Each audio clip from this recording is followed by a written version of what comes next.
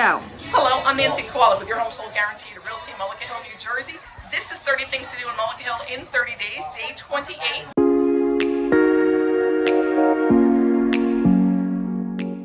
So I'm back here at Harbaugh Village and I'm sitting here with Chelsea from the Mullica Hill Arts Center. They have a really cool thing going on here. So not only can you come in here and actually make some things, but you have some make and go. Tell us a little bit about this. Yeah, so I've got art to-go kits. We can do clay to-go. We have everything from Olaf to Pikachu. I've got painting to-go kits from Fortnite to Minecraft to Elsa.